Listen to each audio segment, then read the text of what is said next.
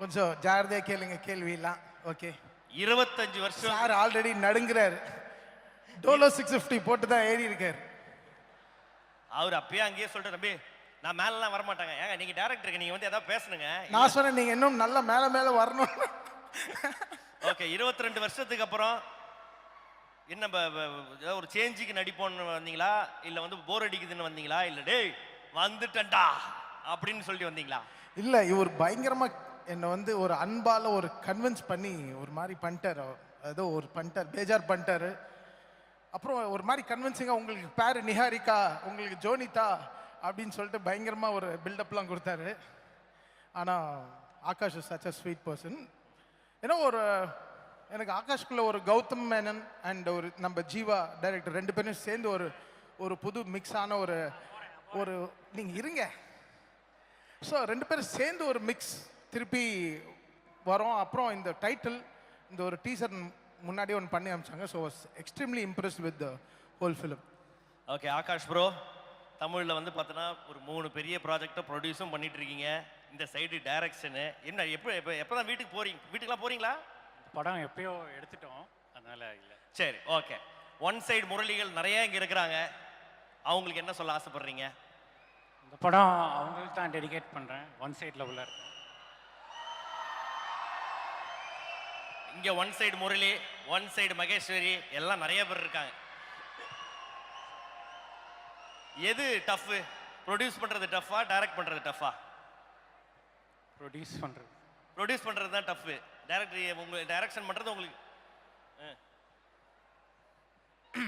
சரி. லேட்டஸ்ட்டாக எந்த மாஸ் பிஜிஎம் வந்தாலும் கீழே உங்கள் பேர் இருக்கும்.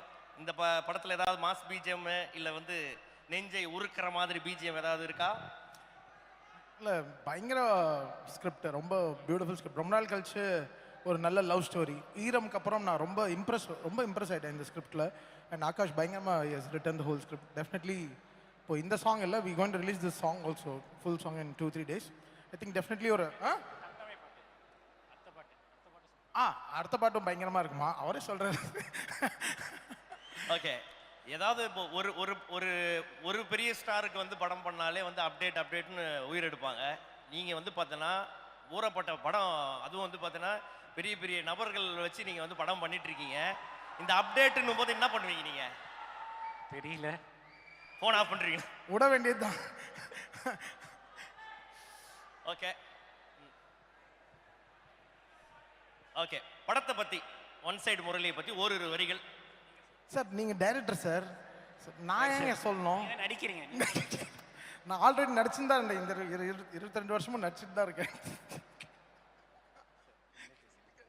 என்ன சார் என்ன கேட்டீங்களா? சரி நீங்கள் சொல்லுங்க, நீங்க சொல்லுங்க. அவர் டைரக்டருங்க பேசிட்டோம், ஒரு படம் பற்றி அவர் தான் பேசணும்.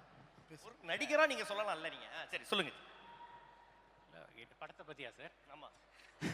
இல்லைங்க, எப்படி இந்த டிராஃபிக் இவ்வளோ தூரம் இங்கே வந்தோன்ற ரொம்ப நாளாக எடுத்துகிட்ருக்கோம். லைக் இதயம் மொழின்னு சொல்லிட்டு என் ஸ்கிரிப்ட் தான் எனக்கு. ஸோ ஆசைப்பட்டு இந்த காஸ்டிங் தான் வேணும்னு சொல்லிட்டு ஆரம்பிச்சது. ஸோ கரெக்டாக போயிட்டுருக்கு, பார்ப்போம். நான் பேச மாட்டேன், என் படம் தான் பேசும் என்கிறார். ஓகேவா? சரி, ரொம்ப சந்தோஷம். உங்கள் இந்த ப்ராஜெக்ட் வந்து வெற்றி பெற வாழ்த்துக்கள். தேங்க்யூ. அவ்வளோதான். தேங்க்யூ.